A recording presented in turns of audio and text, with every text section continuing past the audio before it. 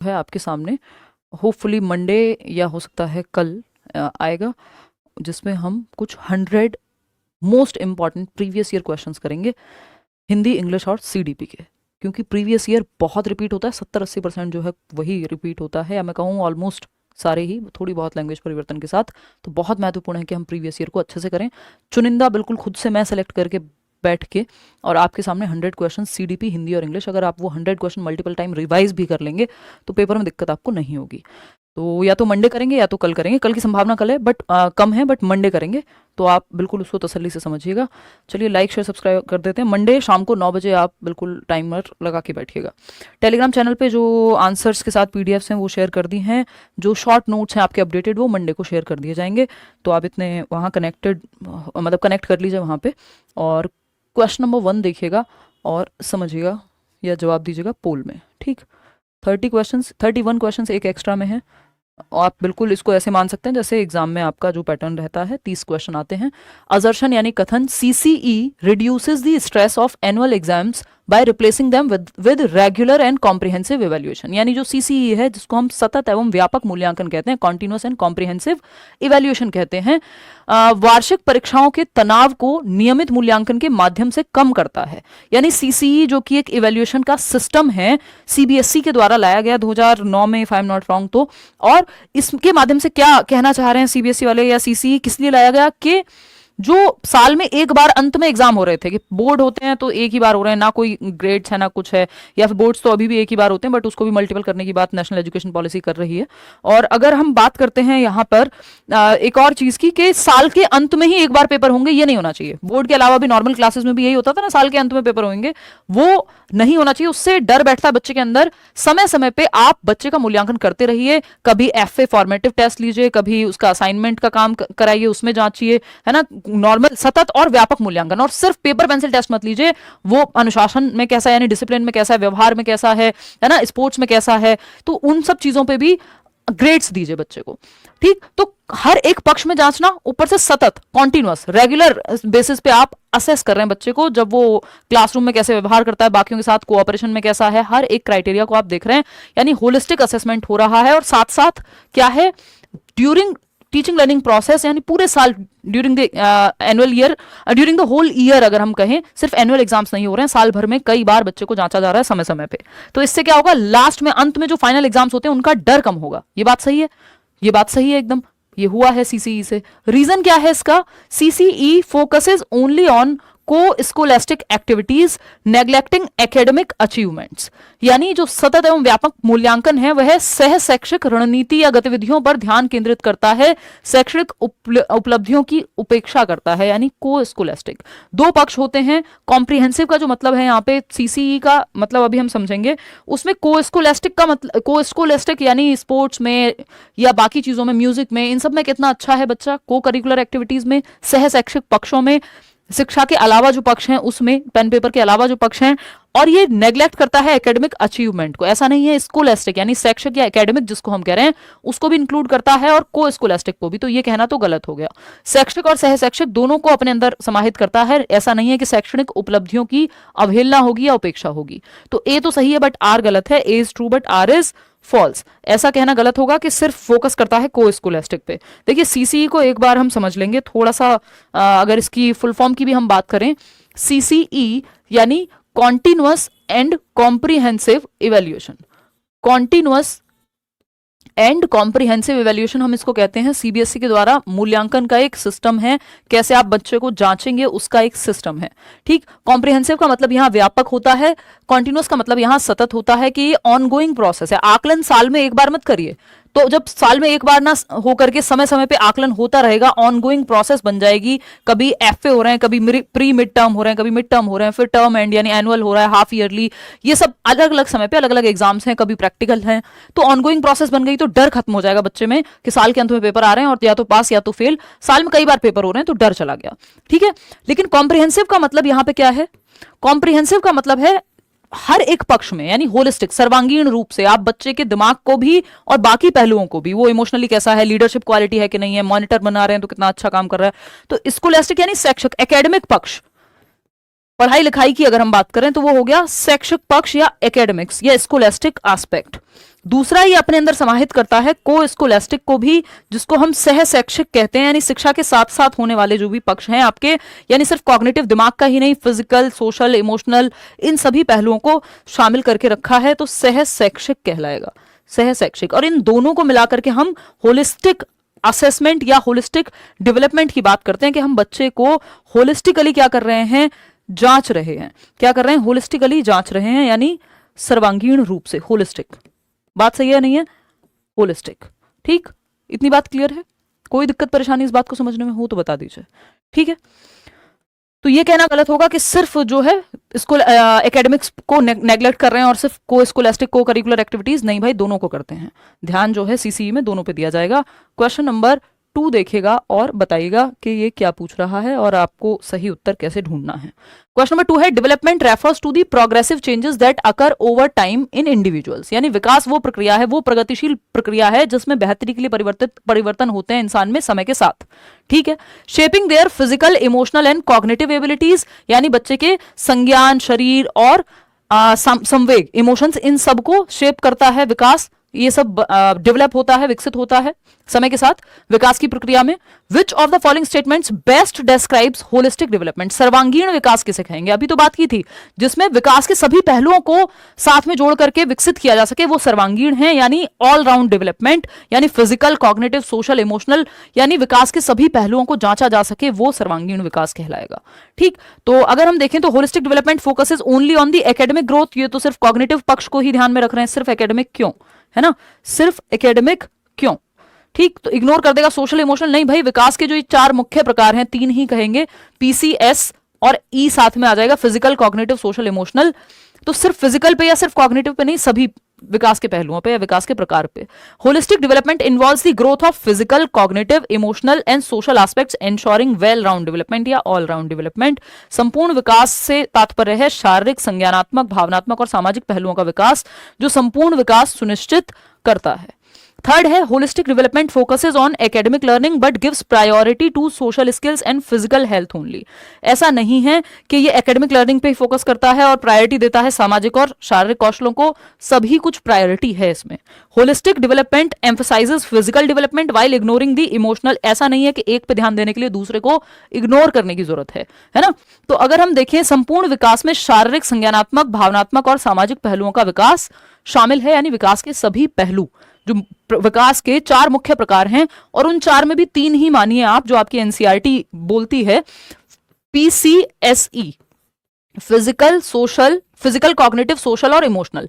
Socio emotional एक साथ लिखा जाता है एनसीईआरटी में, इसलिए 3 प्रकार भी मान सकते हो। इस फिजिकल को बायोलॉजिकल कह देते हैं कि शरीर का विकास, कॉग्निटिव यानी संज्ञान, आपके दिमाग का विकास, मेंटल डेवलपमेंट या इंटेलेक्चुअल डेवलपमेंट, मानसिक या बौद्धिक विकास भी कहते हैं, संज्ञानात्मक विकास भी कहते हैं।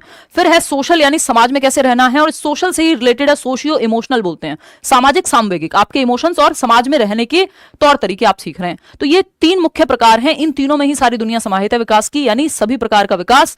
अगर इन तीनों विकास का ध्यान रखा जा रहा है, यानी होलिस्टिक डेवलपमेंट की बात हो रही है, ऑल राउंड डेवलपमेंट की बात हो रही है, जिसमें हम सिर्फ बच्चे का दिमाग या पेन पेपर टेस्ट लेकर के नहीं जांच रहे हैं उसको कि सिर्फ कॉग्निशन पे ध्यान हो, फिजिकल, कॉग्निटिव, सोशियो इमोशनल, हर चीज का। जब आप ग्रुप एक्टिविटी करा रहे हैं तो सोशल इमोशनल भी बेहतर हो रहा है, जब आप लिख के या कोई चीज पढ़ा रहे हैं, एकेडमिक सब्जेक्ट पे बात हो रही है तो कॉग्निटिव डेवलपमेंट भी हो रहा है, और शारीरिक अगर आप फिजिकल कोई एक्टिविटी करा रहे हैं, स्पोर्ट्स में या किसी चीज में इन्वॉल्व करा रहे हैं बच्चे को, तो हम कहेंगे कि शारीरिक विकास भी बच्चे का हो रहा है। बात सही है नहीं है? बिल्कुल बन सकते हो नूर, क्या दिक्कत है उसमें? बस ये देख लेना कि आपने डोमिसाइल है या वहां से किए, कहां से किए, देखना एक बार। चलिए आगे बढ़ेंगे, सेकेंड ऑप्शन यहाँ पे सही था। थर्ड क्वेश्चन देखिएगा, ये क्या कहता है, फटाक से समझेंगे। अगर हम देखें, the concept of development is influenced by various theories, यानी विकास का जो संप्रत्यय है वो कई थियोरीज से, कई सिद्धांतों पर आधारित है या प्रभावित होता है। अकॉर्डिंग टू जीन पियाजे, cognitive development occurs in distinct stages. Which of the following is true about Piaget's theory of development? तो विकास की अवधारणा विभिन्न सिद्धांतों से प्रभावित होती है, जैसे पियाजे का सिद्धांत, वाइगोस्की का सिद्धांत। तो जीन पियाजे के अनुसार संज्ञानात्मक विकास अलग अलग चरणों में होता है। पियाजे के विकास के सिद्धांत के बारे में निम्नलिखित में से कौन सा सही है? यानी विकास डिसकॉन्टिन्यूअस है, अगर हम पियाजे की माने असतत है, अलग अलग स्टेजेस में टूट करके चलता है और वाइगॉस्की के अकॉर्डिंग सतत यानी कॉन्टिन्यूअस है। ये बातें ध्यान रखने की हैं। जो भी स्टेज में टूट करके या स्टेज वाइज डेवलपमेंट को बांटेगा यानी वो विकास को डिसकॉन्टिन्यूअस मानता है। बात सही है नहीं है? चलिए देखते हैं। तो पियाजे believe that children are passive recipients. पियाजे रचनावादी हैं, कंस्ट्रक्टिविस्ट हैं, बच्चे को कभी भी पैसिव नहीं रखेंगे, निष्क्रिय नहीं रखेंगे। बच्चा बैठा हुआ है बस एक बुत की तरह और वो एक्टिव नहीं है मेंटली, फिजिकली या किसी भी तरह से एक्टिव है ही नहीं, तो ये तो हम नहीं कहेंगे। फिर आते हैं सेकंड ऑप्शन पे। अकॉर्डिंग टू पियाजे cognitive development follows a linear progression and is not influenced by external factors. यानी लीनियर है यानी सेम गति से चलता रहेगा। नहीं भाई, स्पाइरल होता है। कोई भी प्रक्रिया लीनियर नहीं होती कि सेम गति से आज जितना सीखा है 2 कल भी 2 फिर परसों भी 2, नहीं, आगे पीछे स्पाइरल होती है। कोई भी प्रोसेस जटिल होती है या मैं कहूं उसको वर्तुलाकार होती है, आगे पीछे बैक एंड फोर्थ हो जाती है। जैसे डेवलपमेंट की प्रक्रिया भी क्या है, स्पाइरल है। तो आगे पीछे लीनियर क्या होता है, ये स्ट्रेट लाइन है। स्ट्रेट लाइन नहीं हो सकती कि जितना आज सीखा बच्चे ने कल भी उतना ही सीखेगा फिर परसों भी उतना ही सीखेगा। नहीं हो सकता है आज 3 सीखा हो, कल 2 सीखे, परसों 1 ही मुश्किल हो पाए। ठीक, तो ये स्पाइरल है, लीनियर नहीं, वर्तुलाकार है। तो पैसिव नहीं होगा, लीनियर नहीं होगा। Piaget's theory emphasises that children actively construct, हाँ बच्चा जहां सबसे ज्यादा एक्टिव है वो ऑप्शन सही है। Piaget's theory emphasises that children actively construct knowledge through interaction with their environment and experiences moving through 4 stages of development. 4 विकास के चरणों में जो विकास की प्रक्रिया से गुजरते हुए पर्यावरण और अनुभवों के साथ अन्योन्य क्रिया या बातचीत के माध्यम से सक्रिय रूप से ज्ञान का निर्माण करते हैं बच्चे। ये बात एकदम सही लग रही है हमें। फिर देखते हैं फोर्थ ऑप्शन। पियाजे believe that cognitive development only occurs during adolescence and does not involve earlier childhood stages. यानी पियाजे कह रहे हैं कि सिर्फ 12 से 18 के बीच में जो एडोलेसेंस है, जिसको हम किशोरावस्था कह रहे हैं, टीनेज कह रहे हैं, उसी में विकास होगा। बाकी उससे पहले जो चरण है, जन्म से 2 वर्ष, 2 से 6 वर्ष, 7 से 11, इन सब में नहीं होगा, जो कि बात गलत है क्योंकि 4 स्टेजेस दी हैं उन्होंने। SPCF, sensory motor, pre operational, concrete operational और formal operational. Simple short form आपको बताई ही हुई है। ये 4 स्टेजेस हैं पियाजे की। तो ये क्या कह रहे हैं कि 11+ ईयर्स वाली में ही होगा सिर्फ? नहीं भाई, सब में होगा विकास। जन्म से 2 में भी होगा, 2 से 7 में भी होगा, 7 से 11 में भी होगा। ठीक, इन चारों चरणों में विकास की प्रक्रिया होगी। आगे बढ़ेंगे, क्वेश्चन नंबर 4 देखिएगा और बताइएगा। क्वेश्चन नंबर 4 क्या कहता है भाई? स्टेटमेंट या असर्शन या अभिकथन है collaborative learning enhances critical thinking skills in students. यानी जो सहयोगात्मक अधिगम है वो छात्रों में समालोचनात्मक चिंतन कौशल को विकसित करता है। कोलैबोरेटिव मतलब जब बच्चे ग्रुप में कोई प्रॉब्लम सॉल्व कर रहे हैं, वो ग्रुप में सीख रहे हैं, तो क्या होगा, उनकी thinking skills, critical thinking skills, कि मान लीजिए मैंने कुछ कहा, सामने वाले व्यक्ति को लगा नहीं यार ये ऐसे नहीं ऐसे होगा। जब हम चर्चा कर रहे हैं, दिमाग पे जहां जोर डलेगा वहां क्रिटिकल थिंकिंग विकसित होगी। क्रिटिकल थिंकिंग मतलब हर एक पहलू से किसी चीज को देख पाना, सिर्फ मान ना लेना, है ना, कि फैक्ट क्या है, ओपिनियन क्या है, एनालिसिस करेंगे, प्रॉपर देखेंगे, किसी चीज को समझेंगे, तब जाकर के किसी कंक्लूजन पे पहुंचेंगे। ठीक, तो कोलैबोरेटिव जब लर्निंग हो रही है यानी 4 लोग ग्रुप में सब अपनी अपनी ओपिनियन दे रहे हैं और जो बात सत्य होगी वहां तक पहुंचने की कोशिश की जाएगी। ठीक, तो ये बात तो ट्रू है भाई। जब बच्चे ग्रुप में सीखेंगे, डिस्कशन, डिबेट, चर्चा परिचर्चा करेंगे, क्रिटिकल थिंकिंग उनमें विकसित होगी। ये बात सही है। रीजन क्या है? क्योंकि सब अपना अपना लॉजिक देंगे, ऐसा नहीं है कि आपके मन की बात को मान लिया जाएगा। रीजन क्या है? Collaborative learning encourages peer interaction and shared responsibility leading to deeper understanding.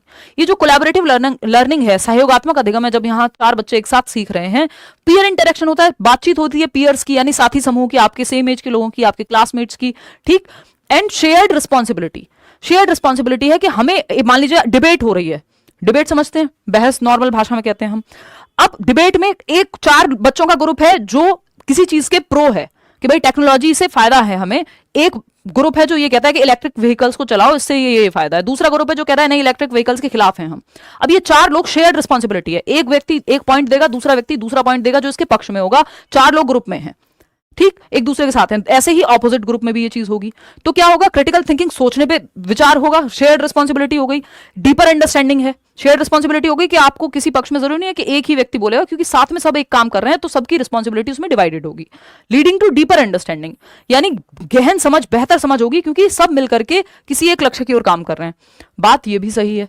तो क्रिटिकल थिंकिंग क्यों बढ़ेगी? क्योंकि ग्रुप में जब सीख रहे हैं, एक दूसरे से बहुत कुछ सीखते हैं, दूसरे के पर्सपेक्टिव को देखते हैं, अंडरस्टैंडिंग बेटर होती है। तो both A and R R true and R is the correct explanation of A. आपकी 21st सेंचुरी स्किल्स हैं, 21वीं शताब्दी के कौशल की बात करती है नेशनल एजुकेशन पॉलिसी, और उसमें साफ साफ कहा गया है कि जितना हो सके क्रिटिकल थिंकिंग पे बच्चे की ध्यान दो, रट्टे नहीं लगवाने हैं, उसके दिमाग को विकसित करने की बात करनी है। क्वेश्चन नंबर 5 देखिएगा, फिर हम आगे बढ़ेंगे। क्वेश्चन नंबर 5 क्या कह रहा है भाई, फटाफट से देखेंगे। क्वेश्चन नंबर 5 क्या कहता है? The relationship between heredity and environment, ये अच्छा क्वेश्चन है। The relationship between heredity and environment is often described as a complex interaction that shapes a child's development. Which of the following statements best captures the epigenetic view of development. यानी आनुवांशिकता और पर्यावरण के बीच के संबंध को अक्सर एक जटिल अंतःक्रिया के रूप में देखा जाता है जो एक बच्चे के विकास को आकार देती है। निम्नलिखित में से कौन सा कथन विकास के एपिजेनेटिक दृष्टिकोण को सबसे अच्छे से एक्सप्लेन करता है? अगर हम बात करें यहां पे एपिजेनेटिक व्यू क्या है, इसको समझना आवश्यक है। उस हिसाब से फिर आप क्या देंगे, जवाब देंगे, है ना। एपिजेनेटिक व्यू क्या है विकास का, वो आपको देखना होगा, उसके बाद हम चर्चा करेंगे। एपिजेनेटिक व्यू, वैसे अगर आप क्वेश्चन ठीक से पढ़ रहे हैं तो इसको बिना पता किए भी आप यहां पे आंसर तक पहुंच सकते हैं, कोशिश कीजिए। देखिए, the relationship between heredity and environment, यानी आनुवांशिकता और वातावरण के बीच में जो रिश्ता है, is often described as a complex interaction. ये क्या है, एक जटिल अन्योन्य क्रिया है, अंतःक्रिया है। हेरिडिटी और एनवायरमेंट दोनों महत्वपूर्ण है विकास की प्रक्रिया में। किसी क्षेत्र में एनवायरमेंट इंपॉर्टेंट है, किसी में हेरिडिटी इंपॉर्टेंट है, ठीक। यानी दोनों के महत्व को माना जा रहा है। Which of the following statement best captures the epigenetic view. अब ये एपिजेनेटिक व्यू ऑफ डेवलपमेंट को कौन सा एक ऑप्शन है जो सही से बताता है? हेरिडिटी एक्सक्लूसिवली, पहली बात तो यही एपिजेनेटिक व्यू हो गया, है ना, जो ऊपर एक्सप्लेन किया गया है। Heredity exclusively determines a child's behaviour and the environment only has a minimal influence on the developmental process. तो ये तो हेरिडेटरी व्यू होगा कि हम सिर्फ जेनेटिक्स को महत्वपूर्ण मान रहे हैं, हेरिडिटी का ज्यादा रोल हो गया, एनवायरमेंट का नहीं। ऐसा तो नहीं है कि सिर्फ हेरिडिटी जो है वो व्यवहार को एक बच्चे के फाइनल कर देगी, इन्फ्लुएंस होगा मिनिमल, ऐसा नहीं है। व्यवहार में इवन एनवायरमेंट का काफी अच्छा खासा रोल है। आंखें लिखा होता तो हम एक बार को मान भी लेते कि आंखों का रंग जो है हेरिडिटी तय कर देगी। Environmental factors can override genetic predispositions altering the expression of inherited traits without changing the underlying genetic code. यानी जो पर्यावरणीय कारक हैं वो आनुवांशिक पूर्वाग्रहों को ये पूर्वाग्रह लिखना यहाँ गलत है, हिंदी ट्रांसलेशन में गड़बड़ है ये वाली।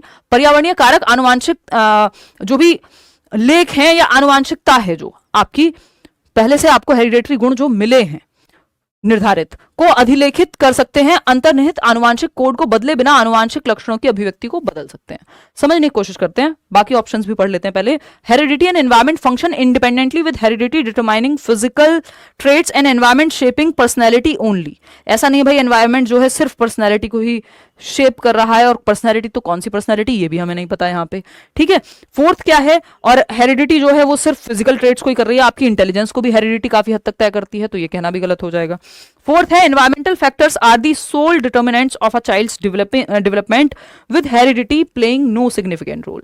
यानी जो एनवायरमेंटल फैक्टर्स हैं वो सोल डिटर्मिनेंट्स हैं, वही एकमात्र मुख्य कारक हैं आपके बच्चे के डेवलपमेंट का। हेरिडिटी का कोई सिग्निफिकेंट रोल नहीं है, ये कहना एकदम खराब होगा। हेरिडिटी आपके टेम्परामेंट, आपकी फिजिकल स्ट्रक्चर, आपकी इंटेलिजेंस के यानी IQ वगैरह इन सब को तय करता है, आपकी आंखों का रंग, ये सब तय होता है हेरिडिटी से। तो हेरिडिटी का अच्छा खासा रोल है, ये नहीं कह सकते कि सिग्निफिकेंट रोल नहीं है।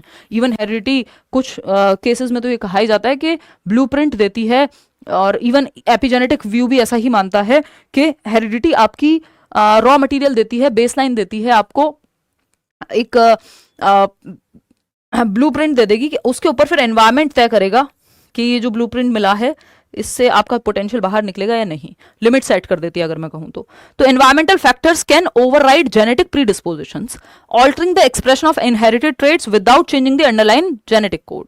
देखिए यहाँ पे एक ही बात है जो इसके साथ जाती है। एपिजेनेटिक व्यू जो है वो डायनेमिक मानता है हेरिडिटी और एनवायरमेंट के रोल को, कि जो डेवलपमेंट की प्रक्रिया है उसमें हेरिडिटी और एनवायरमेंट का जो रोल है वो डायनेमिक है। किसी क्षेत्र में हेरिडिटी ज्यादा महत्वपूर्ण हो जाती है, किसी में एनवायरमेंट ज्यादा महत्वपूर्ण हो जाता है। तो यहाँ पे जो कहा जा रहा है, बाकी ऑप्शंस इन दोनों को साथ लेकर के चल ही नहीं रहे हैं, सिर्फ इसी ऑप्शन में कहीं ना कहीं एक संभावना है कि environmental factors can override genetic predispositions altering the expression of inherited traits. यानी जो आपके एनवायरमेंटल फैक्टर्स हैं, जो सामाजिक वातावरणिक कारक हैं, कई बार वो आपके जेनेटिक प्रीडिस्पोजिशन को क्या करते हैं, altering the expression of inherited traits, जो जिसको हम फिनोटाइप बोलते हैं, यानी एनवायरमेंट में कैसे निकल के आएगा कोई ट्रेट, उसको चेंज कर सकते हैं बिना जेनेटिक कोड को बदले, यानी बिना DNA वगैरह में कोई चेंज लाए, बिना जेनेटिक कोड में, बिना हेरिडिटी तो क्योंकि फिक्स होती है, डायनेमिक तो होती नहीं, तो बिना उसमें परिवर्तन लाए उसका एक्सप्रेशन कैसे होगा, उसका एक्सप्रेशन कैसे होगा, इसको बदल देंगे। यानी हो सकता है आपको संभावना हो कोई बीमारी होने की, जेनेटिक्स से आपको मिली हो कि ये ट्रेट आपके अंदर है, ये जेनेटिक कोडिंग में है, ये होने की संभावना है, डायबिटीज हो सकता है, कुछ और हो सकता है ना। और अगर आप ऐसे एनवायरमेंट में हैं जहां आप शुरू से ही जीवन के शुरुआत से ही ध्यान रखते हैं अपना, है ना, और बहुत ही सोच समझ के खाते हैं, मेंटल हेल्थ का अपनी ध्यान रखते हैं। डिप्रेशन में भी जैसे 40% रोल होता है जेनेटिक्स का, है ना, इसके अराउंड ही। तो अगर आप इन सब चीजों का ध्यान रख रहे हैं एनवायरमेंट में, बशर्ते आपको जेनेटिक कोड से वो चीज मिली है, लेकिन आप ध्यान रख रहे हैं, तो क्या होगा, वो ऑल्टरेशन जो एक्सप्रेशन है, एक्सप्रेशन मतलब वो बाहर निकल के नहीं आएगी। हो सकता है आपको वो बीमारी हो ही ना, या फिर उस सीवियरिटी से ना हो, या फिर बहुत एज में बाद में जाकर के हो, जो जनरली हो सकता है आपसे पिछली जनरेशन में बहुत जल्दी ही निकल करके बाहर आ गई हो। बात सही है नहीं है? तो यहां पे यही बात है, एपिजेनेटिक व्यू यही कहता है कि कई बार एनवायरमेंटल फैक्टर जो है ओवरराइड कर देते हैं जेनेटिक प्रीडिस्पोजिशन को, जो पहले से जीन्स में तय है, और बिना डीएनए में परिवर्तन लाए वो एक्सप्रेस कैसे होगा एनवायरमेंट में, वो चीज निकल के आएगी या नहीं आएगी, वो आप अगर एनवायरमेंट सही आपको मिल रहा है, न्यूट्रिशन अगर सही मिल रहा है, तो जरूरी नहीं है आपको वो चीज की दिक्कत होगी। तो second option is the right answer. यहाँ पे आगे बढ़ेंगे नेक्स्ट क्वेश्चन पे। मैराथन को लेके जितने भी लोग पूछ रहे हैं, मैं आज या कल, आज तो नहीं, कल आपको अपडेट कर दूंगी। अभी मैंने 5 तारीख से सोचा था, बट अभी उस पर थोड़ा सा डाउट चल रहा है कुछ कारणों की वजह से। मतलब मैराथन तो होना है इस बार, सीडीपी तो पक्का पक्का होगा। हिंदी इंग्लिश की भी मेरी कोशिश पूरी है कि मैं लूँ मैराथन। क्वेश्चन नंबर 6 देखिएगा, क्योंकि लास्ट टाइम हो नहीं पाई थी, मई में मेरी तबीयत खराब थी, तो जुलाई सीटेट वाले के लिए हो नहीं पाई थी। और मैं साल में एक बार ही लेती हूँ जनरली मैराथन, ये पिछले 2-3 सालों में यही हो रहा है। देखते हैं एक बार असर्शन क्या, constructivist classrooms focus on the role of the teacher as the sole provider of knowledge. तो इस बार जनवरी में तो ली ही थी, वो देख के भी आप लोगों को काफी मदद मिल रही है। रचनावादी कक्षाएं ज्ञान के एकमात्र प्रदाता के रूप में शिक्षक की भूमिका पर ध्यान करती हैं। ठीक है कि ये कह रहे हैं कंस्ट्रक्टिविस्ट यानी रचनावादी क्लासरूम, जहां टीचर फैसिलिटेटर है, focus on the role of the teacher as the sole provider of knowledge, एकमात्र करता धरता है, ज्ञान का निर्माता है, टीचर ही है सब कुछ, ये गलत है। क्योंकि रचनावाद में टीचर फैसिलिटेटर है, सुविधा दाता है, माहौल प्रदान करता है, सब कुछ, ज्ञान को भरने वाला नहीं है टीचर। ठीक, फिर आता है रीजन इसका, constructivism emphasises active participation of learners in the construction of knowledge rather than passive reception. यानी रचनावाद निष्क्रिय ग्रहण के बजाय ज्ञान के निर्माण में शिक्षार्थियों की सक्रिय भूमिका को या भागीदारी पर जोर देता है। ये बात सही है कि बच्चे एक्टिव हैं, ऐसा नहीं सिर्फ टीचर ही दिमाग में भर रहा है ज्ञान को। तो यहाँ पे आर ही सही है, ए सही नहीं है।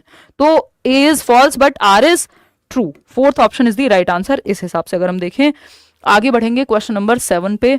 ये वही रचनावाद है जिससे प्याजे और वाइगॉत्स्की बिलोंग करते हैं। चलिएगा क्वेश्चन नंबर 7 देखिएगा और बताइएगा क्या कहना चाहता है कवि, और फिर हम आगे बढ़ेंगे। According to Vygotsky, the more knowledgeable other MKO is central to the process of learning. Which of the following scenarios best represents the concept of MKO? यानी वाइगॉत्स्की के अनुसार अधिक जानकार अन्य अधिगम की प्रक्रिया का केंद्र है, जो MKO जिसको हम कह रहे हैं, जो आपसे ज्यादा जानता हो उस विषय में, आपकी एज का भी हो सकता है, आपसे बड़ा भी हो सकता है। ठीक, निम्नलिखित में से कौन सा परिदृश्य अधिक जानकार अन्य की अवधारणा को सबसे बेहतर ढंग से दर्शाता है? यानी किस एक ऑप्शन में आप देख पा रहे हैं कि मोर नॉलेजेबल अदर को दर्शाया गया है, या कैसे पहचानेंगे आप किस ऑप्शन में कौन मोर नॉलेजेबल अदर है? पहला ऑप्शन है a child solving a complex maths problem alone after watching a tutorial. यानी एक ट्यूटोरियल देखने के बाद बच्चा एक कॉम्प्लेक्स मैथ्स की प्रॉब्लम को सॉल्व करता है। तो देखने के बाद कॉम्प्लेक्स मैथ्स की प्रॉब्लम को सॉल्व करता है, भाई हो भी सकता है ये भी। A peer helping another student learn a new concept in science by explaining and demonstrating it. एक सहकर्मी दूसरे छात्र को विज्ञान में एक नई अवधारणा को समझाकर और उसका प्रदर्शन करके अधिगम में मदद करता है। यानी जहां जरूरत है वो स्कैफोल्डिंग भी करके दिखा रहा है ना। एक बच्चा है जो दूसरे अपने साथी को मैथ्स में या जहां भी उसको डाउट है साइंस में हेल्प करता है, क्योंकि उसको वो चीज आती है, तो वो वहां मोर नॉलेजेबल अदर बन गया। ठीक है, मोर नॉलेजेबल अदर जरूरी नहीं टीचर ही होगा, कोई भी व्यक्ति जो आपको उस क्षेत्र में आपसे ज्यादा जानता हो जिसमें आपको दिक्कत हो रही है। फिर आता है third option, a teacher assessing a students performance without offering feedback और असिस्टेंस। तो ये तो एकदम खराब बात हो जाएगी कि एक शिक्षक जो फीडबैक बिना दिए परफॉर्मेंस को असेस कर रहा है, तो जांचने वाली बात होगी, हेल्प तो इसमें है ही नहीं। मेमोराइजिंग, मल्टीप्लिकेशन, याद करना, रट्टे लगाना तो कोई भी होता नहीं है एमकेओ का उदाहरण। तो आप peer helping another student learn a new concept in science by explaining and demonstrating it. यानी एक सहकर्मी है जो दूसरे छात्र को विज्ञान की एक नई अवधारणा को समझाकर और उसका प्रदर्शन करके अधिगम में मदद कर रहा है ना। फर्स्ट ऑप्शन क्यों नहीं होगा उसको समझते हैं। A child solving a complex maths problem alone after watching a tutorial. तो सिर्फ मैथ्स में ही कोई एक समस्या को सॉल्व किया एक ट्यूटोरियल को देख करके, इससे ज्यादा बेहतर जो पर्सन है वो प्रॉपर, इससे बेटर ऑप्शन है। अगर नहीं होता तो हम इसके साथ भी चले जाते, क्योंकि ट्यूटोरियल ने भी काम तो इसका फोल्डिंग का ही किया है, मोर नॉलेजेबल अदर का ही किया है, लेकिन इससे बेटर ऑप्शन क्योंकि हमारे पास है, तो इसलिए हम जाएंगे a peer helping another student. ये सीधा सीधा मोर नॉलेजेबल अदर का ही एग्जाम्पल है कि एक व्यक्ति जो आपसे ज्यादा जानता है वो आपको किसी एक प्रॉब्लम को सॉल्व करने में मदद कर रहा है। ये जोन ऑफ प्रॉक्सिमल डेवलपमेंट के अंदर आएगा, ZPD कहते हैं जिसको वाइगोत्स्की की भाषा में। क्वेश्चन नंबर 8 देखिएगा और बताइएगा फटाफट से। हाँ, अलोन नहीं, हाँ मतलब अकेले ही सॉल्व कर रहा है जरूरी नहीं है, उसमें मदद भी मिल सकती थी, लेकिन वो फिर भी सही के आसपास का सवाल ऑप्शन कहते हैं उसको अगर वो होता अकेले तो। ठीक, बर्थडे कहां से आ गया मेरा, अभी तो गया है सितंबर में। देखो question number 8, effective pedagogy requires addressing the diverse needs of learners which teaching strategy is most appropriate in a heterogeneous classroom to ensure that all students have the opportunity to learn effectively. यानी एक mixed ability grouping या mixed class है जहां अलग अलग क्षमताएं रखने वाले बच्चे हैं। ठीक, अब इस मिश्रित कक्षा में कौन सी शिक्षण रणनीति सबसे उपयुक्त है ताकि हर बच्चे को अवसर मिल सके बेस्ट सीखने का?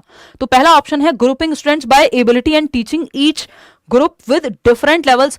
देखो वो मोर नॉलेजेबल अदर हेल्प करता है, ये बात सही है, वो अलोन वाली बात आपकी काफी हद तक सही है, लेकिन वो उसने हेल्प लेने के बाद भी तो अकेले कर सकता है, समझ लो। आ जाओ इधर, तो grouping students by ability and teaching each group with different levels of content difficulty, यानी हर एक ग्रुपिंग स्टूडेंट्स बाय एबिलिटी। आपने ग्रुप बना लिया एबिलिटी के बेस पे, नहीं भाई मिक्स्ड ग्रुपिंग है, एबिलिटी के बेस पे नहीं बनाना है। Using a one size fits all teaching method to ensure that all students are expose to the same concept and pace. हर बच्चा सेम गति से सीखता है सेम कंटेंट को, और एक ही method, one size fits all मतलब सबको एक डंडे से हाँकेंगे, है ना, सभी के लिए एक ही अप्रोच एक ही मेथड से पढ़ा रहे हैं, वो खराब तरीका है। डिफरेंशिएटेड इंस्ट्रक्शन का इस्तेमाल आपको यहाँ करना है। फिर आता है third option, incorporating differentiated instruction by using a variety of teaching methods, activities and assessment to cater to different learning styles and abilities. ये बात हमें सही लग रही है। फोर्थ है focusing on high achieving students, सिर्फ जो नंबर ज्यादा ला रहे हैं, ज्यादा हाई अचीविंग है, उन्हीं पे ध्यान देंगे जी नहीं, हर बच्चे को आपको साथ लेकर के चलना है। ये पता नहीं कैसे टाइप किया है, 4 का 5 बना दिया, 3 का 4 बना दिया। देखो विभिन्न शिक्षण शैलियों और क्षमताओं को ध्यान में रख करके, पूरा करके नहीं, ध्यान में रख करके विभिन्न शिक्षण विधियों का या गतिविधियों का और आकलन के विभिन्न तरीकों को अपनाना है। यानी different heterogeneous group, homogeneous group है जहां सेम एबिलिटी वाले बच्चे हैं, सब मैथ्स में सेम है, एक ए सेक्शन में डाल दिया आपने 90% वाले सभी बच्चों को। जबकि हेट्रोजेनस है मिक्स्ड ग्रुपिंग, मिक्स्ड ग्रुपिंग करनी है अगर करनी पड़े तो जहां हर एक क्षमता वाला बच्चा है ना, 40% वाला भी है 90% वाला भी है, तो हेट्रोजेनस ग्रुप्स बेहतर होते हैं क्योंकि वहां अलग अलग क्षमता के बच्चे, अलग अलग इंटरेस्ट के बच्चे होंगे। क्वेश्चन नंबर 9 देखिएगा, ये क्या कहता है, असर्शन यानी अभिकथन, inclusive education fosters the development of social skills and empathy in all students, यानी समावेशी शिक्षा सभी छात्रों में सामाजिक कौशल और सहानुभूति को बढ़ावा देती है। यानी इंक्लूसिव एजुकेशन सबको इंक्लूड कर रही है, तो हर तरह का बच्चा है, क्लास में इंटरेक्ट भी करेगा, ठीक है ना, बातचीत भी करेगा, एक दूसरे से सीखेगा भी, एक दूसरे के शूज में खुद को रख के भी देखेगा। यानी एक बच्चा हो सकता है जो चल नहीं पाता या व्हील चेयर से स्कूल आता है, दूसरा बच्चा है जो बहुत तेजी से सीखता है, गिफ्टेड बच्चा है, तीसरा कोई बच्चा है जो जिसको सुनने में दिक्कत है, पांचवा बच्चा है कोई अलग अलग तरह की भाषाएं बोलता है ना। हर तरह का बच्चा एक साथ सीख रहा है तो एक दूसरे के साथ इंटरेक्ट करेगा, सामाजिक कौशल बेहतर होगा। दूसरा एम्पैथी, दूसरे के शूज में खुद को रख के देख पाएगा बच्चा, तो ये क्या है, ये बात एकदम सत्य है ना। एम्पैथी के प्रिंसिपल पे बेस्ड भी है आपका जो इक्विटी का प्रिंसिपल जिसको हम कहते हैं इंक्लूसिव एजुकेशन। रीजन क्या है, inclusive education ensures that children with diverse needs are taught in separate classes to cater their individual requirements. यानी समावेशी शिक्षा यह सुनिश्चित करती है कि विविध आवश्यकताओं यानी डिफरेंट एबिलिटी वाले बच्चों को या मिक्स्ड बच्चों को, डाइवर्स बच्चों को, विभिन्नता में एकता की बात होती है, ये नहीं होता कि सेपरेट क्लासेस में सिखा दो। Segregation is against the law of nature, अलगाव प्रकृति के नियमों के खिलाफ है, ये बात ध्यान में रखनी है। सेपरेट तो बिल्कुल नहीं करेंगे, इंक्लूड करेंगे, तो ये तो हो गया गलत, ए तो सही है, तो A is true but R is false, तो यानी थर्ड ऑप्शन जो है वो सत्य है, बाकी जो है वो गलत है, आर भी इसमें गलत हो गया। ठीक, क्योंकि सेपरेट करने की बात कर दी, सेपरेट करना नहीं है, अलग नहीं करना है, लेबल नहीं करना है बच्चे पे, ठप्पा नहीं लगाना है, पास फेल नहीं करना है, जजमेंट नहीं देना है। क्वेश्चन नंबर 10 देखिएगा, an effective pedagogy involves using assessment for learning, formative assessment जिसको हम कहते हैं, rather than solely relying on summative assessment, which of the following practices best illustrates assessment for learning. FA जिसको हम कह रहे हैं, या during teaching learning process feedback के लिए जो अधिगम मतलब आकलन होता है, जैसे अभी हो रहा है, तो आपका आकलन किया जा रहा है, आपको असेस किया जा रहा है ताकि फीडबैक दिया जा सके कितना कैसे आप सीख रहे हैं ये आप जान पाए, ठीक, ना कि सिर्फ समेटिव असेसमेंट यानी क्या आपने कितने % हासिल किया इस बात पे ही जोर ना हो। तो आपको देखना है असेसमेंट फॉर लर्निंग कौन से ऑप्शन में दर्शाया गया है। पहला है administering an end of term exam, end of term exam, annual exam, half yearly exam, ये एसए का पार्ट है, समेटिव का पार्ट है, ना कि एफए का।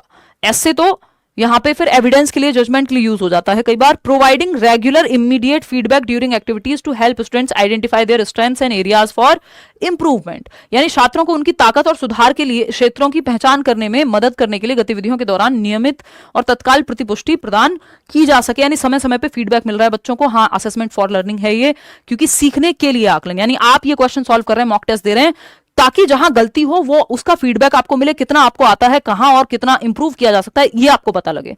तो ये एफए है, आपको अपनी स्ट्रेंथ और वीकनेस का पता लगे, किस तरह के क्वेश्चन आपके अभी भी गलत हो रहे हैं, ये आपको इस मॉक टेस्ट से पता लग रहा है, जो असेसमेंट फॉर लर्निंग है। ऑफ लर्निंग नहीं है। ऑफ लर्निंग तब होगा जब आप फाइनल पेपर देके आ रहे होंगे, उसमें गुंजाइश नहीं है कोई इंप्रूवमेंट की, वो फाइनल नंबर आपके आ चुके सीटेट के, फिर तो वो एस से हो जाएगा, एफ नहीं होगा। तो ये फॉर लर्निंग है, तो यहाँ पे इंप्रूवमेंट की गुंजाइश है, और ये ड्यूरिंग टीचिंग लर्निंग प्रोसेस होता है, सीखने सिखाने की प्रक्रिया के दौरान। Grading student solely based on their ability to recall information, अब आप बस ग्रेड कर रहे हैं तो ये इसमें नहीं आएगा। Comparing students performance with peers to rank करने के लिए, लेबल करने के लिए, जी नहीं। तो सेकंड ऑप्शन ही आपका सही है यहाँ। क्वेश्चन नंबर 11 देखिएगा, सारे ही क्वेश्चन जो है लेंदी हैं आज के क्वेश्चन नंबर, बट ये समय आपका लेंगे, लेकिन निकल जाएगा आंसर आपसे। इसी तरह से इसी अप्रोच को अपना करके आज रखा भी गया है क्वेश्चंस को। फटाफट से बताइएगा और देखिएगा। कल हिंदी के क्वेश्चन थोड़े आसान हो गए थे, ये बात बिल्कुल मैंने भी बाद में देखी और टीम को थोड़ा फीडबैक भी दिया। निमिषा कह रही है थोड़ा स्लो कराइए, स्लो करा देंगे। चलो पढ़ो, फिर मैं थोड़ा दो बूंद जिंदगी की पानी पी लेती हूँ। चलो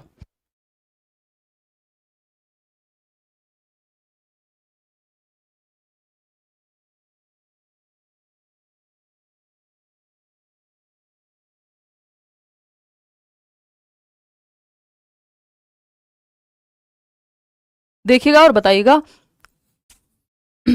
दी आरपीडब्ल्यूडी एक्ट 2016, ये जो right of persons with disabilities दिव्यांगजन अधिकार अधिनियम 2016 emphasises inclusive education to ensure equal opportunities for children with disabilities, यानी समान अधिकार दिए जाने चाहिए उन बच्चों को जो किसी भी डिसेबिलिटी के साथ आ रहे हैं क्लास में।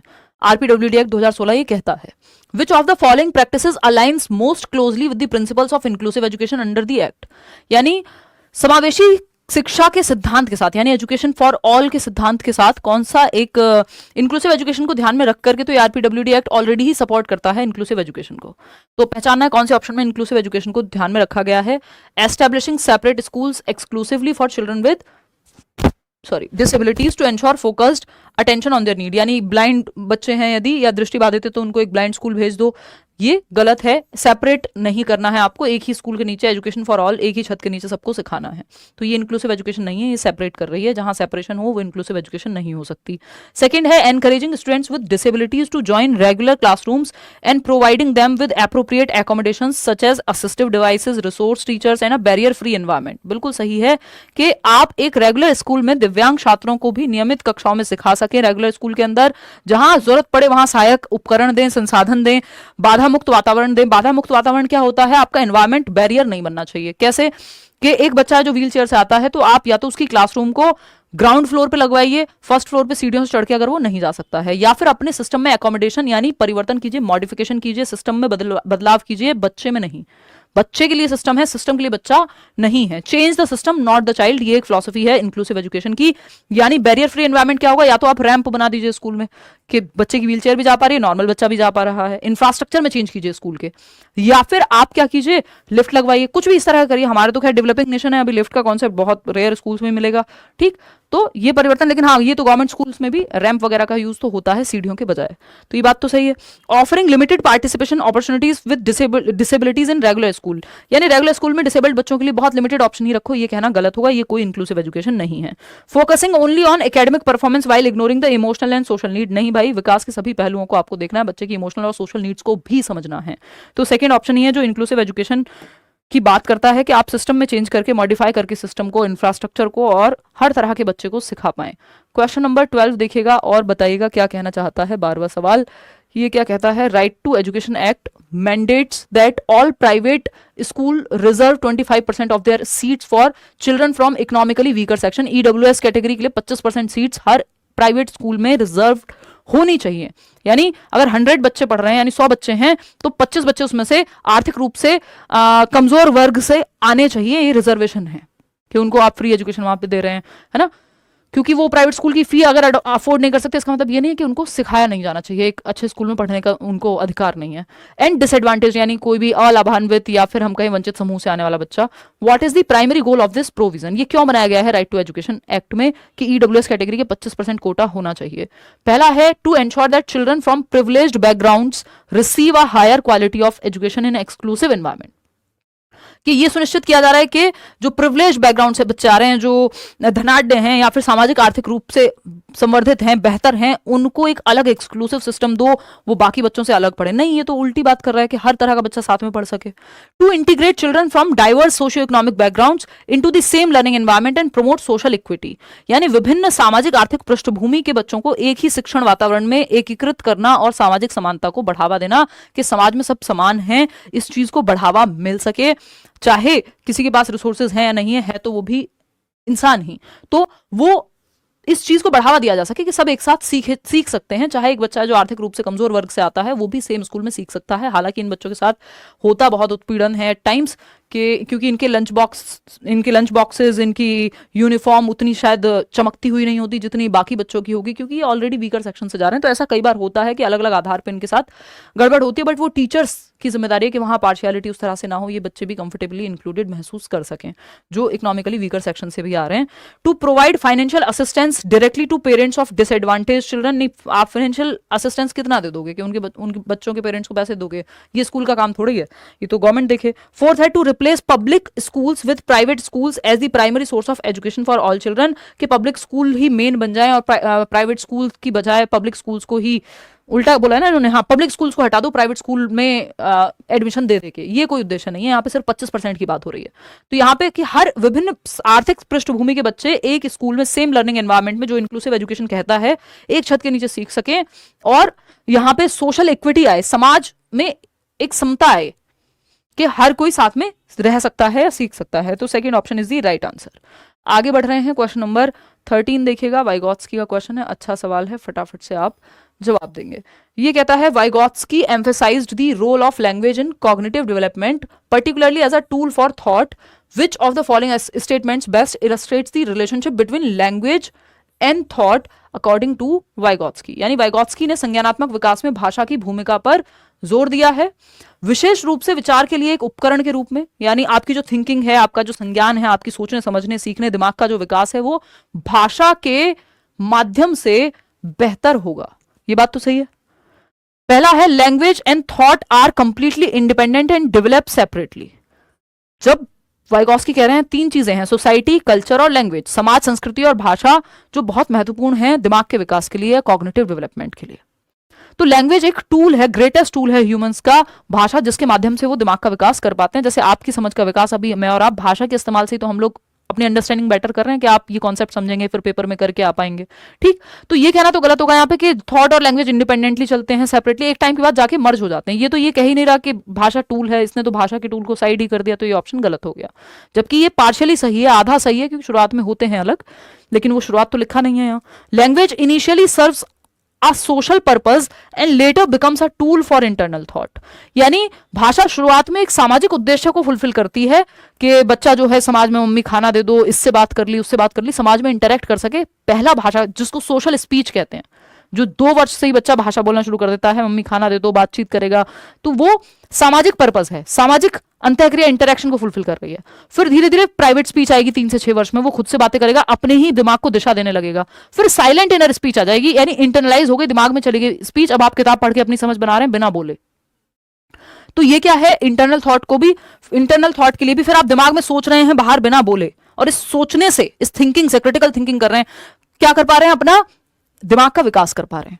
तो ये बात सही है कि लैंग्वेज शुरुआत में तो सामाजिक उद्देश्य के लिए है, क्या ठीक है, सोशल इंटरेक्शन कर पाए, इससे उससे बात कर लें, लेकिन धीरे धीरे वो आपके विचार का एक माध्यम बन जाती है और आपका संज्ञानात्मक विकास होगा फिर उससे सोचने से।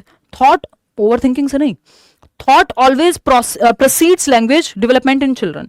ये थॉट पहले आता है लैंग्वेज से, ये पियाजे की बात है, वाइगॉत्स्की की नहीं, ठीक। Language is only important for communication and has no role in cognitive development, ये कहना गलत है। तो second option is the only सही ऑप्शन। आगे बढ़ेंगे, क्वेश्चन नंबर 14 देखिएगा क्या कहना चाहता है। क्वेश्चन नंबर 14 कहता है research suggest that nature versus nurture influences an individual's growth, which of the following statements best illustrates this concept.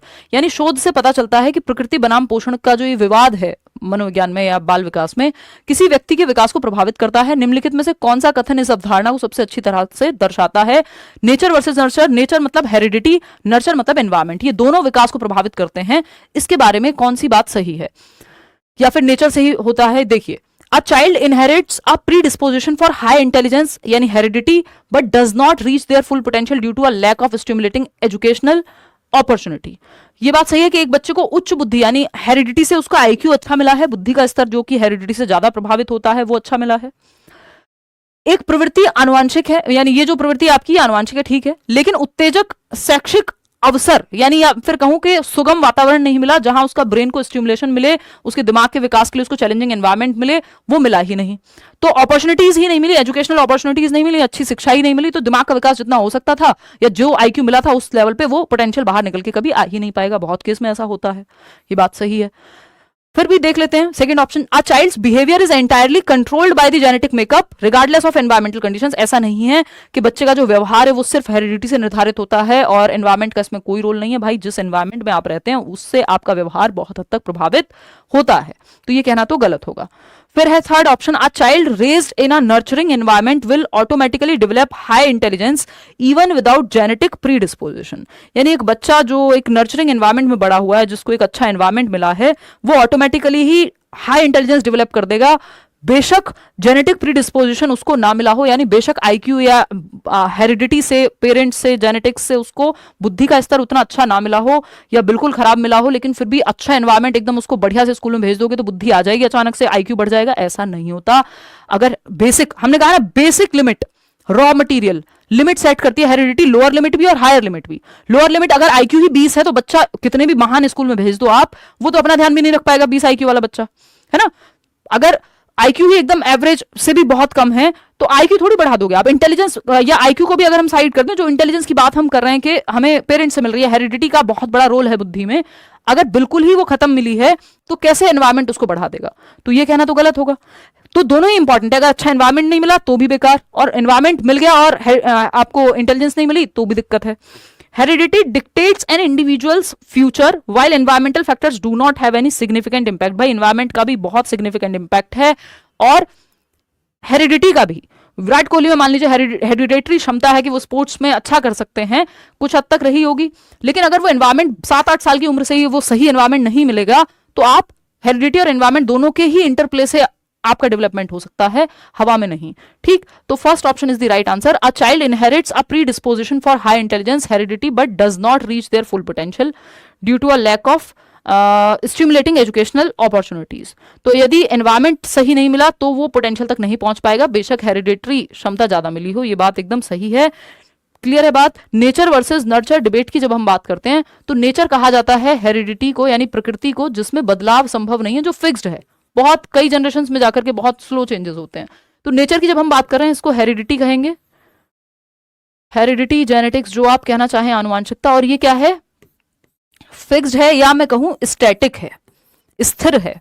ठीक, इसमें रोज रोज बदलाव नहीं होंगे कि आपको आंखों का रंग काला मिल गया, अब आप कल मम्मी को जाके कहें मम्मी ब्लू आइज चाहिए, हिप्नोटाइज करना है, तो वो पॉसिबल नहीं है, क्योंकि हेरिडिटी क्या है? स्टैटिक है, फिक्स्ड है, अपनी मर्जी से लेंस लगा के चेंज कर सकते हो, वो एनवायरमेंट का रोल है, उसमें हेरिडिटी बाद में चेंज नहीं होगी। ठीक, जो आपका जेनेटिक मेकअप है उसको ऐसे हवा में नहीं बदल सकते हो आप। ठीक, फिर आते हैं नर्चर पे। नर्चर की जब हम बात करते हैं तो ये पोषण है, और ये बहुत बड़ा विवाद है हेरिडिटी और एनवायरमेंट का। नेचर वर्सेस नर्चर की डिबेट चलती है आपके कहा, किस चीज में? आपके पूरे चाइल्ड डेवलपमेंट साइकोलॉजी की एक बड़ी डिबेट है, मनोविज्ञान की। तो अगर हम देखें नर्चर को, तो नर्चर क्या है? एनवायरमेंट है। यहाँ भाई पोषण जैसे एक पौधे को मिल रहा है, किस तरह का सनलाइट, मतलब उसको सनलाइट मिल रही है या नहीं, उसको खाद टाइम पे मिल रही है या नहीं, पानी मिल रहा है कि नहीं, तो ये एनवायरमेंट है। एनवायरमेंट तो डायनेमिक है, परिवर्तनशील है ना। आप ब्लू लेंस ले आइए जाकर के और हिप्नोटाइज करिए, ब्लू आइज बना करके, ये एनवायरमेंट से तो संभव है, लेकिन हेरिडिटी से संभव नहीं है। बाद में वहां परिवर्तन संभव नहीं है। एनवायरमेंट संभव है, डायनेमिक है, तो चेंजेबल है, मॉडिफिएबल है, कभी भी परिवर्तित कर लो। आज शहर में रहते हो, कल गांव में चले जाओ, गांव में रहते हो, परसों अमेरिका चले जाओ। ये क्या है? डायनेमिक है, मतलब किया जा सकता है, आपके रीजंस डिफरेंट होंगे, वो बात अलग है। ठीक, इतनी बात क्लियर है। आगे बढ़ते हैं, तो यहां पे फर्स्ट ऑप्शन ही सही था। 15th क्वेश्चन नंबर 15 देखिएगा। 15 कहता है इंक्लूसिव एजुकेशन को लेकर के, फटाफट से पढ़ेंगे और बताइएगा कि क्या कह रहे हैं आप। Inclusive education seeks to provide a supportive environment for all learners. Which of the following strategies is most effective in overcoming physical and attitudinal barriers in an inclusive classroom? समावेशी शिक्षा का उद्देश्य सभी शिक्षार्थियों के लिए एक सहायक वातावरण प्रदान करना है। समावेशी कक्षा में शारीरिक और मनोवृत्तिक बाधाओं को दूर करने में निम्नलिखित में से कौन सी रणनीति सबसे ज्यादा प्रभावी होगी? यानी इंक्लूसिव एजुकेशन में हर तरह के बच्चों को आपको इंक्लूड करना है और बाधाओं को हटाना है, ठीक है ना। कोई कह रहा है साइकियाट्रिस्ट जो है वो कर सकते हैं हिप्नोटाइज, हाँ वो फिर अलग कहानी है, ये सिगमंड फ्रॉइड की थियरी है आपकी जिसमें ये सब बातें होती हैं। देखिएगा, designing the classroom infrastructure to be wheel chair accessible while also conducting regular sensitisation programmes for teachers and peers to promote empathy and understanding toward children with disabilities। यानी कक्षा के बुनियादी ढांचे को व्हीलचेयर सुलभ बनाने की कोशिश, वाइल कंडक्टिंग रेगुलर सेंसिटाइजेशन, जहां जहां जरूरत पड़े संवेदनशीलता लाओ, टीचर्स में एम्पैथी लाओ और परिवर्तन लाओ इंफ्रास्ट्रक्चर में। ये व्हीलचेयर एक्सेसिबल बनाने का मतलब यहाँ ये है, चलो ठीक है। Placing children with disabilities in separate classroom, नहीं सेग्रीगेट नहीं करना, सेपरेट नहीं करना, लेबल नहीं लगाना, रैंक नहीं करना। थर्ड है providing assistive devices for students with disabilities but maintaining a strict uniform curriculum for all students, नहीं भाई फ्लेक्सिबल रखो करिकुलम। अवॉइडिंग डिस्कशंस, यूनिफॉर्म मत रखो, सेम मत रखो सबके लिए। Avoiding discussions about disabilities in the classroom, कोई डिस्कशन मत करो डिसेबिलिटी पे, ये भी गलत है। तो फर्स्ट ऑप्शन ही सही है कि ढांचे में अगर जरूरत पड़े तो परिवर्तन कीजिए और टीचर्स में भी जो उनके पर्सनल बायस हैं संवेदनशीलता पैदा कीजिए चर्चा करके, बच्चों में भी एटीट्यूड में भी परिवर्तन लाइए, नजरिए में भी परिवर्तन लाइए क्लासरूम में, तब जाकर के आप हर तरह के बच्चे को इंक्लूड कर पाएंगे। क्वेश्चन नंबर 16 देखिएगा, language and communication barriers often hinder effective learning in inclusive classrooms, which of the following teaching practices is best suited to overcome these barriers? समावेशी कक्षाओं में भाषा और संचार संबंधी बाधाएं अक्सर प्रभावी शिक्षण में बाधा डालती हैं। यानी समावेशी कक्षा में यदि लैंग्वेज की दिक्कत है, कम्युनिकेट नहीं कर पा रहा है व्यक्ति या बच्चा, तो इन बाधाओं को दूर करने के लिए आपको क्या करना है? भाई टीचिंग में प्रॉब्लम आएगी अगर आप अपनी बात को नहीं कह पा रहे हैं, दूसरे की बात को नहीं सुन पा रहे हैं तो। नहीं, नए क्वेश्चन है भाई ममता। देखिए टॉपिक्स पे बेस्ड है पीवाईक्यू के of course. Using only verbal instructions during lessons assuming all students can follow without additional support, यानी पाठों के दौरान केवल मौखिक निर्देश दीजिए। कम्युनिकेशन का मतलब सिर्फ मौखिक रूप से निर्देश देना नहीं है, चाहे आप बच्चे को कोई पिक्चर दिखा करके, सुनवा करके, चाहे साइन लैंग्वेज का यूज कीजिए, क्योंकि इंक्लूसिव क्लास है तो हर तरह का बच्चा होगा। एक बच्चा हो सकता है जो मूक बधिर हो, डेफ एंड डम हो, एक बच्चा हो सकता है जो देख ही ना पाता हो, दूसरा बच्चा हो सकता है जो सुन ही ना पाता हो, लेकिन कम्युनिकेट यानी अपनी बात आपको सब तक पहुंचानी है। तो सिर्फ मौखिक ओरल इंस्ट्रक्शन देकर के काम चल जाएगा, गलत बात है ना। फिर आता है incorporating visual aids, sign language, audio recordings and multilingual materials to ensure that students with diverse linguistic and communication needs can actively participate in learning activities, यानी यह सुनिश्चित करने के लिए कि दृश्य सहायता यानी आप एड्स दे रहे हैं, चाहे वो ऑडियो रिकॉर्डिंग है जो बच्चा देखने में दिक्कत है वो सुन सकता है, चाहे वो ब्रेल लिपि है, चाहे वो आपकी मल्टीलिंगुअल मटेरियल है कि एक भाषा में नहीं समझ पा रहा उसकी मातृभाषा में भी दिखाओ उसको। तो मान लो अगर आपका कोई पेन लिखा है तो वो हिंदी में कलम भी लिखा है साथ में, तो ये मल्टीलिंगुअल मटेरियल हो गया, है ना। तो भाषा भी बाधा नहीं बनेगी फिर वहां पे, ठीक। डाइवर्स लिंग्विस्टिक बैकग्राउंड के बच्चों को कम्युनिकेट कर रहे हैं, एक्टिवली पार्टिसिपेट करा रहे हैं, बच्चा सबसे ज्यादा एक्टिव है, बच्चे के पक्ष में है ये ऑप्शन, तो यही सही है। फिर भी थर्ड और फोर्थ को चेक कर लेते हैं। Focusing primarily on the needs of students who are proficient in the language of instruction to maximize academic performance, यानी आप क्या करेंगे, proficient are in the students who are proficient in the language of instruction to maximize, यानी उन्हीं बच्चों की need पे focus करेंगे जो भाषा में अच्छे हैं, जिससे रिजल्ट बेहतर हो जाए। नहीं, हर बच्चे को साथ लेके चलना है। Education for all, requiring students with communication difficulties to work independently without collaboration to avoid, collaborate तो कराना है, ऐसा नहीं है कि आप कोलैबोरेशन ना कराएं, एक दूसरे के सहयोग को हटा ही दें। तो सेकंड ऑप्शन ही यहाँ बेस्ट है। क्वेश्चन नंबर 17 देखिएगा, कोहलबर्ग के बारे में हो रही है बात, फटाफट से पढ़िएगा, थोड़ा सा लेंदी सवाल है, मैं पढ़ के सुना देती हूँ अगर आपको आलस आ रहा हो तो। देखिएगा, लॉरेंस, पेपर में खुद पढ़ लेना, मैं नहीं आऊंगी। Lawrence Kohlberg's stages of moral development are divided into 3 levels, जो लेवल हैं वो 3 स्तर हैं। प्री कन्वेंशनल यानी पूर्व पारंपरिक, कन्वेंशनल यानी पारंपरिक, और पोस्ट कन्वेंशनल यानी उत्तर पारंपरिक।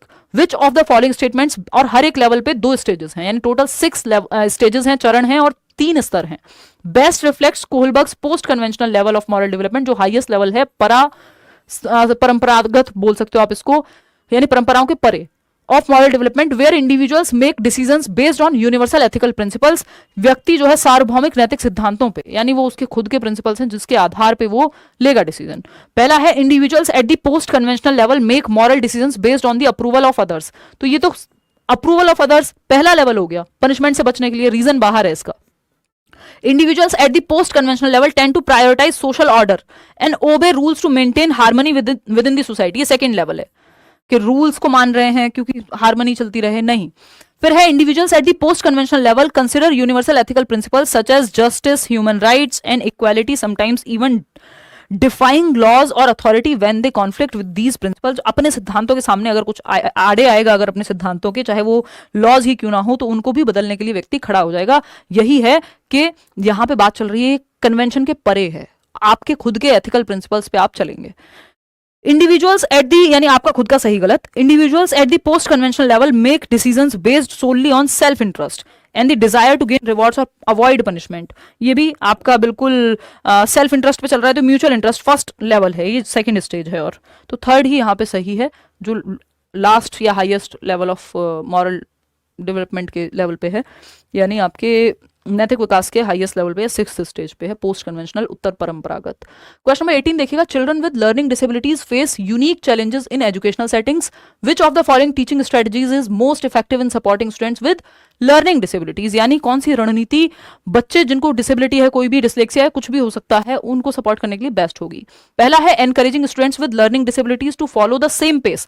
सेम पेस नहीं हो सकता, जब अलग अलग बच्चे अलग अलग गति से सीखते हैं, सेम पेस से तो आप किसी को भी मत सिखाइए, चाहे डिसेबिलिटी हो नहीं हो.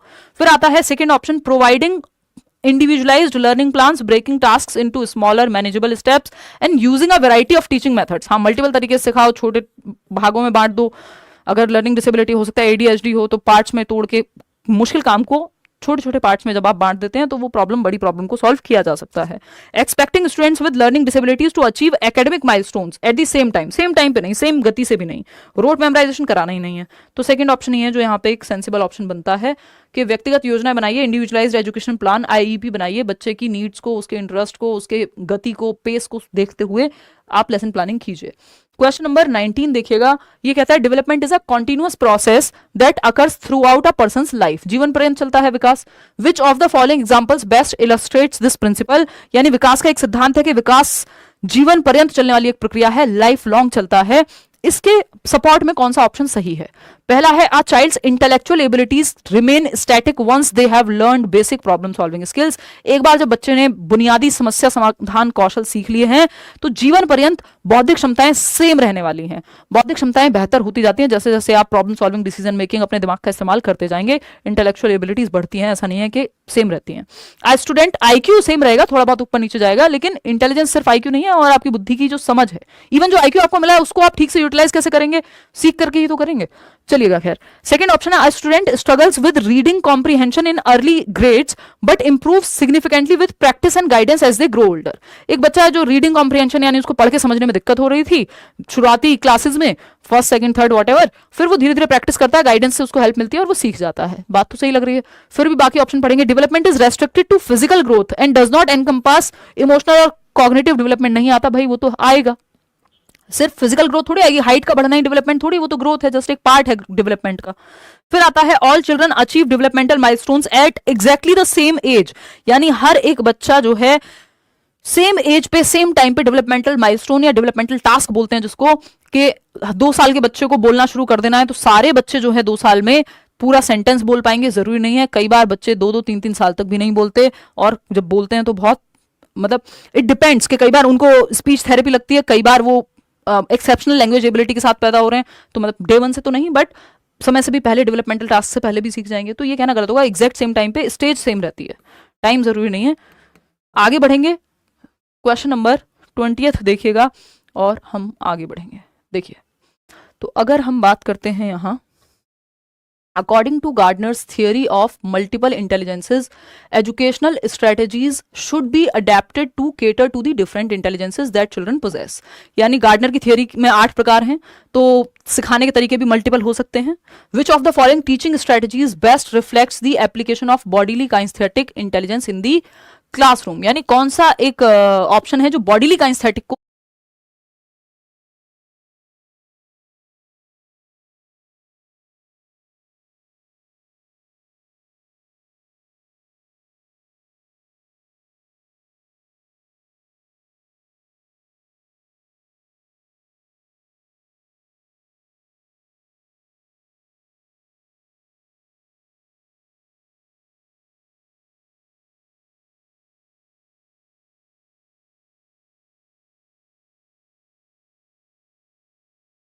को दर्शाता है। बॉडीली काइनेस्थेटिक फिजिकल एबिलिटी में अच्छे होंगे, जितने भी स्पोर्ट्स पर्सन हैं, जिम्नास्ट हैं, डांसर्स हैं, जिनकी भी शरीर पे अच्छी पकड़ है, वो बॉडीली काइनेस्थेटिक इंटेलिजेंस का पार्ट है। ठीक है, उनके अंदर वो पोजेस करते हैं बॉडीली काइनेस्थेटिक इंटेलिजेंस को, यानी बॉडी को के मूवमेंट की मैनिपुलेशन की क्षमता उनके अंदर है। मेमोराइज फैक्ट रटना बॉडीली काइनेस्थेटिक थोड़ी, बॉडी का इस्तेमाल कहाँ है इसमें। Encouraging students to engage in physical activities such as dance, drama, hands on experiment and express and reinforce learning concepts. चलो यहां तक ठीक था, ये वाली लर्निंग ठीक है। टेक्नोलॉजी का यूज करना, डिजिटल रिसोर्स नहीं है, फिजिकल एक्टिविटी चाहिए हमको। ग्रुप डिस्कशन, डिबेट, ये भी दिमाग का इस्तेमाल ज्यादा हो रहा है। तो एनकरेजिंग स्टूडेंट्स, छात्रों को अधिगम की अवधारणाओं को व्यक्त करने और सुदृढ़ करने के लिए नृत्य, नाटक, यानी लर्निंग किस कॉन्टेक्स्ट में बात हो रही है, डांस में, ड्रामा में, हैंड्स ऑन एक्सपेरिमेंट में, यानी फिजिकली एक्टिव है बच्चा। Second option. स्पोर्ट्स लिखा होता तो तब भी सेम ही बात रहती। अगर पूछा जाए आपसे सचिन तेंदुलकर में कौन सी इंटेलिजेंस होगी, तो हम कहेंगे बॉडीली काइनेस्थेटिक, यानी जो भी स्पोर्ट्स पर्सन है बॉडीली काइनेस्थेटिक पोजेस करेंगे as per Gardner, Harvard Gardner की थियोरी है। Pedagogy involves understanding how children learn and adapt teaching strategies to suit their needs, which of the following statements best reflects a constructivist approach to teaching. यानी pedagogy जो है शिक्षण शास्त्र की जब हम बात कर रहे हैं, तो understanding how children learn and adapt teaching strategies, कैसे बच्चे सीखते हैं और कैसे वो अलग अलग मेथड के प्रति अडेप्ट करते हैं अलग अलग मेथड को। और आपको देखना है कि कंस्ट्रक्टिविस्ट अप्रोच ऑफ टीचिंग, यानी जहां बच्चा एक्टिव है, बच्चे को सेंटर में रखा जाता है, टीचर फैसिलिटेटर है। ठीक, तो आपको बच्चा एक्टिव ढूंढना है, simple. The teacher provides all the information and students are expected to memorise. रटने वाली चीज नहीं होगी। कंस्ट्रक्टिविज्म का मतलब है बच्चा एक्टिव चाहिए, ज्ञान की रचना करता हुआ चाहिए, यानी बच्चा ज्ञान का सृजन करता है, एक्टिव बिल्डर है, कंस्ट्रक्शन करेगा नॉलेज की। तो जहां बच्चा एक्टिव है वो बेस्ट है। Students are encourage to actively construct their own understanding of concepts through exploration, problem solving and collaboration. The teacher strictly follows the textbook and ensures that all students learn the same pace. Textbook को ही follow करेगा। Textbook सब कुछ नहीं है, text book सर्वसर्वा नहीं है, one of the resources में से एक है, कई सारे संसाधनों में से एक संसाधन है। टेक्स्ट बुक को रटवाना कोई भी कंस्ट्रक्टिविज्म की पहचान नहीं है। Learning happens only through direct instruction and students are discouraged from questioning और एक्सपेरिमेंटिंग विद आइडियाज। ये कहना गलत है कि सिर्फ डायरेक्ट इंस्ट्रक्शन यानी दिमाग में भर दो तो लर्निंग होगी, नहीं, बच्चा एक्टिविटी करके सीखता है। Second option is the right answer. आगे बढ़ेंगे, क्वेश्चन नंबर 22 देखिएगा। 22वां सवाल क्या कहता है, फटाक से समझेंगे और फिर आगे बढ़ेंगे, क्योंकि जीवन में आगे बढ़ना बहुत जरूरी है। द चाइल्ड सेंटर्ड, चाहे फिर सवाल हो, ब्रेकअप हो, व्हाटएवर, द चाइल्ड सेंटर्ड या व्यक्ति मतलब, the child centred approach emphasises active participation of the learner in the educational process. जो बाल केंद्रित दृष्टिकोण है वो शैक्षिक प्रक्रिया में शिक्षार्थी की सक्रिय भागीदारी पे जोर देता है, तभी तो चाइल्ड सेंटर्ड कह रहे हैं कि बच्चा एक्टिव रहे। विच of the following classroom practices best demonstrates a child centred pedagogy, यानी जहां बच्चा सेंटर में है, कौन सा एक ऑप्शन है जो दर्शाता है कि बच्चा सेंटर में है सबसे ज्यादा। मेमोराइज द कॉन्सेप्ट, जहां रटने की, मेमोराइज करने की बात आ जाए वहां बच्चा सेंटर में नहीं हो सकता। The teacher provides open ended activities such as group projects, discussions where students can explore and express their understanding of the topic, यानी बच्चा एक्टिव है, सही है बात। Students are required to follow a rigid curriculum, नहीं भाई rigid नहीं चाहिए, करिकुलम चाहिए हमको flexible. The teacher uses only standardise teaching, नहीं भाई डिफरेंशिएटेड टीचिंग चाहिए, अलग अलग बच्चों की नीड को ध्यान में रखा जा सके। स्टैंडर्डाइज टीचिंग हो गया वन साइज फिट्स ऑल, सबके लिए एक ही साइज पॉसिबल नहीं है भैया, किसी को स्मॉल भी आएगा, किसी को मीडियम आएगा, किसी को लार्ज आएगा, वन साइज फिट्स ऑल कुछ नहीं होता, यानी सबको एक डंडे से नहीं आंक सकते। कोई भी सिंगल मेथड या यूनिफॉर्म इंस्ट्रक्शन काम नहीं आएगा, डिफरेंशिएटेड इंस्ट्रक्शन, अलग अलग क्षमता के आधार पे आप अलग अलग मेथड्स का यूज कीजिए, अलग अलग नीड्स को ध्यान में रखते हुए। सेकेंड ऑप्शन ही यहाँ सही था। क्वेश्चन नंबर 23 देखिएगा। क्वेश्चन नंबर 23 क्या कहता है भाई, 23वां सवाल कहता है, Kohlberg's theory of moral development is often criticised for its emphasis on justice and the use of abstract reasoning. Which of the following critiques reflects Carol Gilligan's challenge to Kohlberg's model, particularly concerning gender differences in moral development? Basically, Carol Gilligan Kohlberg की student थी और इन्होंने criticise किया है इनकी theory को कि gender bias theory है, महिलाओं के परिप्रेक्ष्य को महिलाओं के पर्सपेक्टिव को ध्यान में रख करके नहीं बनाई गई है। सारे मेल सैंपल्स ही थे पूरी थियोरी में, फीमेल्स के पर्सपेक्टिव को यहां शामिल किया ही नहीं गया। तो देखना है कि कैरल ग्लिगन की बात कहां कही जा रही है, कि जेंडर बायस कैसे कहा उन्होंने। Carol Gilligan argued that Kohlberg's theory does not adequately address how individuals from different cultures approach moral decision making. यहां पे कैरल ग्लिगन ने कल्चर के बेस पे इसको क्रिटिसाइज नहीं किया, जेंडर के बेस पे किया है, तो ये तो इन्होंने कुछ की कुछ बात चल रही है। Gilligan believed that Kohlberg's theory overemphasised the moral reasoning of man and neglected the experiences of women who often emphasise care and relationship relationships in their moral decisions. ये बात एकदम सही है कि ग्लिगन का मानना था कि कोहलबर्ग के सिद्धांत में पुरुषों के नैतिक तर्क पर अधिक जोर दिया गया और महिलाओं के अनुभवों की उपेक्षा की गई, जो अक्सर अपने नैतिक निर्णयों में देखभाल या केयर, कंसर्न और रिश्तों पे जोर देती हैं। यानी जो फीमेल्स का पर्सपेक्टिव है मॉरलिटी को लेके, सही गलत को लेके, वो इमोशनल एस्पेक्ट से भी आता है, यानी वो इमोशंस यानी केयर और कंसर्न से भी चीजों को सही और गलत के रूप में देखती हैं, जो कि यहाँ पे इंक्लूड किया ही नहीं गया। ये बात सही है। और थर्ड ऑप्शन है, Gilligan argued that Kohlberg's theory was too focused on moral absolutism and did not allow for context dependent reasoning. ऐसा नहीं है, उन्होंने संदर्भ को माना है, ये नहीं कहा है कि संदर्भ महत्वपूर्ण नहीं है, कॉन्टेक्स्ट भी इंपॉर्टेंट है। ग्लिगन सजेस्टेड दैट कोहलबर्ग्स यानी सिचुएशन भी इंपॉर्टेंट है। अब चाय कॉफी में चूज करना होगा, दोनों कर लोगे ना, लेकिन पिताजी और माताजी में चूज करना होगा, दोनों में से किसको बचाना है तो मुश्किल हो जाएगा। तो संदर्भ तो इंपॉर्टेंट है इनकी थियरी में, ऐसा नहीं है। फोर्थ ऑप्शन है, Gilligan suggested that Kohlberg's stages are not applicable to children and should be focused only on adult. नहीं भाई, उन्होंने टीनेजर्स को भी शामिल किया है, बच्चों को भी। तो सेकंड ऑप्शन जो है सही है, बाकी सारे गलत हैं। क्वेश्चन नंबर 24 देखिएगा और बताइएगा। क्वेश्चन नंबर 24 पढ़ करके आप जवाब देंगे। ये कहता है द कॉन्सेप्ट ऑफ देखिएगा question number 24, the concept of gender inequality refers to the disparities in rights, opportunities and access based on gender. Which of the following scenarios best demonstrates the impact of gender inequality in the educational context? यानी लैंगिक असमानता, कि महिलाओं और पुरुषों में जो है असमानता की अगर हम बात कर रहे हैं, या अलग अलग जेंडर के बेस पे की अवधारणा लिंग के आधार पर अधिकारों, अवसरों और पहुंच में असमानताओं को संदर्भित करती है। कि कई बार समान अवसर ही नहीं मिल पाते, क्योंकि एक घर में मान लीजिए महिला, मतलब एक बच्चा है जो एक बेटा है और एक बेटी है, तो बेटी को सस्ते स्कूल में डाल दे रहे हैं और अच्छे स्कूल में जो है हम लड़के का एडमिशन करा रहे हैं। ये है जेंडर इनइक्वालिटी। मतलब, और इसमें स्टीरियोटाइप भी शामिल है, क्योंकि होता आ रहा है, चला आ रहा है। बायसनेस तो ऑफ कोर्स इसमें है ही किसी एक जेंडर के प्रति। ठीक, तो अगर हम इस चीज में देखें तो ये इनइक्वालिटी का मतलब क्या है भाई? अपॉर्चुनिटीज के आधार पे आप क्या कर रहे हैं? समान अवसर नहीं दे रहे हैं। समान अवसर किस चीज के? पढ़ने के, लिखने के, खेलने के, कूदने के, खाने के, काम करने के, मतलब समान अवसर आप नहीं दे रहे हैं, तो इनइक्वालिटी हो रही है।